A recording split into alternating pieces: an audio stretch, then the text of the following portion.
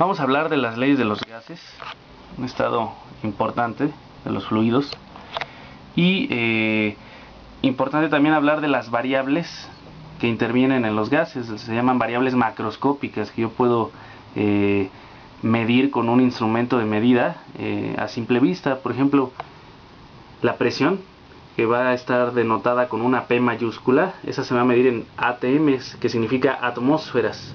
La presión se va a dar en atmósferas. La V, que es el volumen, va a estar en litros. Y T es temperatura, que ojo, no va a estar en grados centígrados, sino en Kelvin. Si el problema nos lo da en grados centígrados, hay que convertirlo a Kelvin, ¿sí? Recuerda que para convertir a Kelvin, únicamente a lo que nos den en grados centígrados, le sumamos 273. Es una simple suma. Siempre sumar 273. Por ejemplo, si nos dicen que la temperatura es de 25 grados centígrados, para convertir a Kelvin sumamos 273, o sea, serían 298 Kelvin. Muy sencilla la conversión de Kelvin a Celsius. Ahora, tenemos tres leyes principales. La ley de Boyle-Mariotte, ¿sí? Ahí está. Ley de Boyle-Mariotte, son dos científicos. Y ellos hablan cuando un gas se encuentra a temperatura constante, es decir, cuando la temperatura no varía. Miren, nosotros vamos a ir jugando con estas tres variables. Primero, ahorita estamos dejando constante la temperatura, pero estas dos, que es presión y volumen, sí van a variar. Vamos a ver qué sucede en la ley de Boyle-Mariotte con la presión y el volumen. Aquí dice que el volumen es inversamente proporcional a la presión. O sea, inversamente proporcional, recuerden que es un comportamiento opuesto o contrario.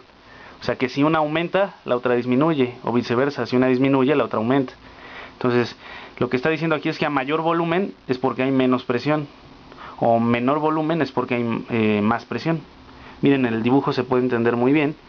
Aquí tenemos un volumen 1 que está sometido a una presión 1. Pero en el dibujo 2, cuando aumentamos la presión 2, esta es mayor que esta, vemos que el volumen se reduce o disminuye, porque el gas se está comprimiendo. Entonces, menos presión nos va a dar más volumen. Más presión nos va a dar menos volumen. Esa es la ley de Boyle-Mariotte y se resume a esta ecuación. Presión 1 por volumen 1 igual a presión 2 por volumen 2. Observen que como la temperatura es constante, ni siquiera aparece en la ecuación. ¿De acuerdo? Bien. Vamos a hablar ahora de la ley de Charles. Ahora de nuestras tres variables, vamos a dejar constante la presión, de manera que van a variar el volumen y la temperatura. ¿Cómo son el volumen y la temperatura? Aquí está, directamente proporcionales. Recuerden que una proporción directa es cuando se comportan de la misma forma. O sea, si una aumenta, la otra también aumenta. Si una disminuye, la otra también disminuye. Es decir, más volumen, más temperatura.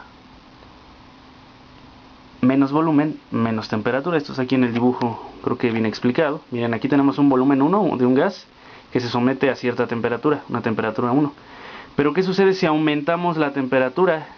El movimiento de las partículas va a aumentar porque está más caliente y va a tender a expandirse.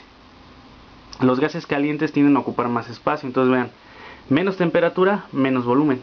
Más temperatura, más volumen, ¿sí? Proporciones directas. Y esto se resume a esta ecuación. Volumen 1 sobre temperatura 1 igual a volumen 2 sobre temperatura 2. Si se fijan, no aparece la presión porque es constante.